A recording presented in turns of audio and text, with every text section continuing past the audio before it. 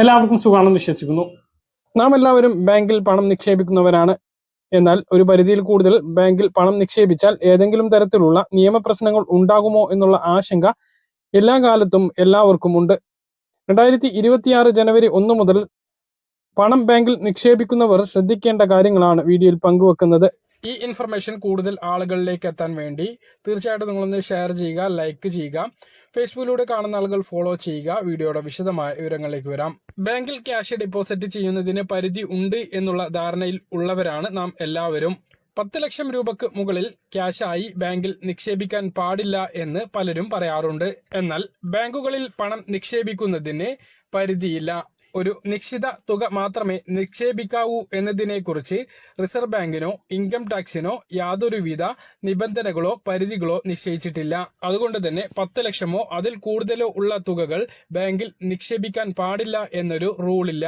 എത്ര പണം വേണമെങ്കിലും അക്കൗണ്ടിൽ നിക്ഷേപിക്കാം എന്നർത്ഥം.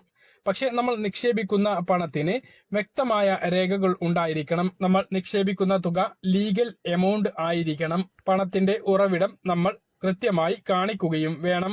ഇത്തരത്തിൽ സോഴ്സ് കാണിച്ച ലീഗലായ തുക എത്ര വേണമെങ്കിലും നമ്മുടെ ബാങ്ക് അക്കൗണ്ടിൽ നിക്ഷേപിക്കാൻ കഴിയും. എന്നാൽ നമ്മൾ ആരെങ്കിലും 10 ലക്ഷമോ അതിൽ കൂടുതലോ തുക ബാങ്ക് അക്കൗണ്ടിൽ നിക്ഷേപിക്കുകയാണ് എങ്കിൽ ആ വിവരം ഇൻകം ടാക്സിനെ ബാങ്ക് അറിയിക്കണം എന്നൊരു നിബന്ധന നേരത്തെ ഉണ്ടായിരുന്നു. പുതിയ ആദായ നികുതിയിലെ ഇളവ് കാരണം ആ പരിധി ഇപ്പോൾ ഉയർന്നിട്ടുണ്ടാകും. 12.25 ലക്ഷം വരെ ഇനി ആദായ നികുതി ബാധകമല്ല. എന്നാൽ ഒരു സ്ഥാപനത്തിന്റെ കറന്റ് അക്കൗണ്ടിലാണ് എങ്കിൽ ആ പരിധി 50 ലക്ഷമോ അതിൽ കൂടുതലോ ആണ്.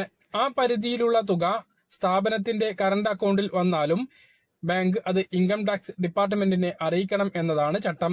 ഇങ്ങനെയുള്ള വിവരങ്ങൾ ബാങ്ക് ഇൻകം ടാക്സിനെ അറിയിക്കുന്ന പക്ഷം ഇൻകം ടാക്സിൽ നിന്നും അക്കൗണ്ട് ഉടമയ്ക്ക് ലെറ്റർ ലഭിക്കുന്നതാണ്. ഇങ്ങനെ ലെറ്റേഴ്സ് വന്നാൽ ആ ലെറ്റർ അവഗണിക്കരുത്.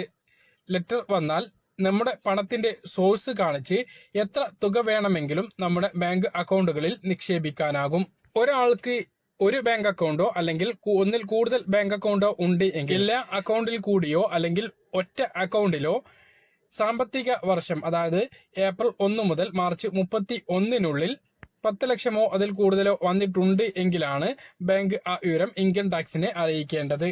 ഇങ്ങനെ വിവരം ബാങ്ക് കൈമാറിയാൽ ഇൻകം ടാക്സിൽ നിന്നും ഇതിന്റെ സോഴ്സ് അന്വേഷിച്ച് നോട്ടീസ് വരും. പണം ലീഗലാണെങ്കിലും നിങ്ങൾക്ക് സോഴ്സ് കാണിക്കാൻ കഴിയും എങ്കിലും നിങ്ങൾക്ക് പണത്തിന്റെ ഉറവിടം കാണിച്ചുകൊണ്ട് വീണ്ടും അക്കൗണ്ടിൽ പണം നിക്ഷേപിക്കാവുന്നതാണ്. എന്നാൽ ക്യാഷിന് വ്യക്തമായിട്ടുള്ള രേഖകൾ കാണിക്കാൻ കഴിയാതെ വരികയാണ് എങ്കിൽ നിങ്ങൾ നിയമ നടപടികൾ നേരിടേണ്ടി വരും. വ്യക്തിയുടെ സേവിങ്സ് അക്കൗണ്ട് പോലെ തന്നെ സ്ഥാപനങ്ങളുടെ കറന്റ് അക്കൗണ്ടുകളിൽ അത് ഒന്നിൽ കൂടുതൽ അക്കൗണ്ട് ഉണ്ടെങ്കിലോ അല്ലെങ്കിൽ ഒറ്റ അക്കൗണ്ടിലോ ഒറ്റത്തവണയായോ വിവിധ സമയങ്ങളിലായോ 50 ലക്ഷം രൂപക്ക് മുകളിൽ തുക വന്നിട്ടുണ്ട് എങ്കിൽ അതിന്റെ സോഴ്സ് അന്വേഷിച്ചും ഇൻകം ടാക്സ് നോട്ടീസ് വരുന്നതാണ്. അതിനും കൃത്യമായ രേഖകൾ കാണിച്ചാൽ മതി. പണത്തിന് കൃത്യമായി ഇൻകം ടാക്സ് അടയ്ക്കുന്ന ആളുകൾക്കും സോഴ്സ് കാണിക്കുന്നവർക്കും പരിധിയില്ലാതെ പണം അക്കൗണ്ടുകളിൽ നിക്ഷേപിക്കാവുന്നതാണ്. ടാക്സ് അടയ്ക്കാത്തവർക്കും സോഴ്സ് കാണിക്കാത്തവർക്കും ഇൻകം ടാക്സ് ഡിപ്പാർട്ട്മെന്റിന്റെ നിയമ നടപടി നേരിടേണ്ടി വരും. അതിന് വലിയ പിഴയും അടയ്ക്കേണ്ടി വന്നേക്കാം. അതുകൊണ്ട് തന്നെ നിങ്ങളുടെ പണത്തിന്റെ ട്രാൻസാക്ഷനും സോഴ്സും കൃത്യമായി ഡിസ്ക്ലോസ് ചെയ്യാൻ പ്രത്യേകം ശ്രദ്ധിക്കുക. നിങ്ങളുടെ ലീഗലായ വ്യക്തമായ സോഴ്സ് കാണിക്കാൻ കഴിയുന്ന പണം പരിധിയില്ലാതെ ബാങ്ക് അക്കൗണ്ടുകളിൽ നിക്ഷേപിക്കാൻ കഴിയും എന്ന കാര്യം എല്ലാവരും മനസ്സിലാക്കുക. മാത്രമല്ല, ആദായ നികുതി നിയമപ്രകാരം ഒരു വ്യക്തിക്ക് 2 ലക്ഷം രൂപക്ക് മുകളിലുള്ള തുക കറൻസി ഇടപാടുകൾ നടത്താൻ സാധിക്കില്ല. ആദായ നികുതി നിയമം സെക്ഷൻ 269 ST പ്രകാരമാണ് ഈ പരിധി നിശ്ചയിച്ചിട്ടുള്ളത്. ഒരു ദിവസത്തെ പരിധിയാണിത്.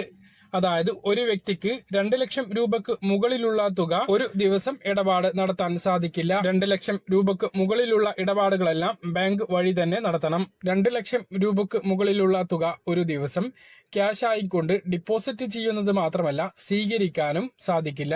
പിഴ ഒഴിവാക്കുന്നതിന് ചെക്ക്, ബാങ്ക് ട്രാൻസ്ഫർ, UPI ഇടപാടുകൾ എന്നിവ മുഖാന്തരം പണം കൈമാറാൻ വേണ്ടി ശ്രദ്ധിക്കുക. ബന്ധുക്കളിൽ നിന്നുള്ള ഇടപാടിനും ഇത് ബാധകമാണ്. ഈ നിബന്ധനകൾ പാലിക്കാതെ ഇടപാട് നടത്തിയാൽ ഇടപാടിലെ മുഴുവൻ തുകയും പിഴയായി ഈടാക്കുന്നതാണ്. ഉദാഹരണത്തിന്, ഒരു ജ്വല്ലറിയിൽ നിന്നും 3 ലക്ഷം രൂപയുടെ സ്വർണം വാങ്ങിയ ഒരാൾക്ക് ഇതിന്റെ പണം മുഴുവനായും കറൻസിയായി നൽകാനാവില്ല. പകരം ചെക്ക് വഴിയോ കാർഡ് വഴിയോ ബാങ്ക് ട്രാൻസ്ഫർ വഴിയോ കൈമാറേണ്ടതുണ്ട്. കാര്യങ്ങൾ കൃത്യമായിട്ട് മനസ്സിലാണെന്ന് കരുതുന്നു. ഇതുപോലെ ഇൻഫർമേഷൻ ലഭിക്കാൻ ചാനൽ സബ്സ്ക്രൈബ് ചെയ്യുക, ബെൽ ഐക്കൺ എനേബിൾ ചെയ്ത് വെക്കുക. മറ്റൊരു വീഡിയോ നമുക്ക് കാണാം.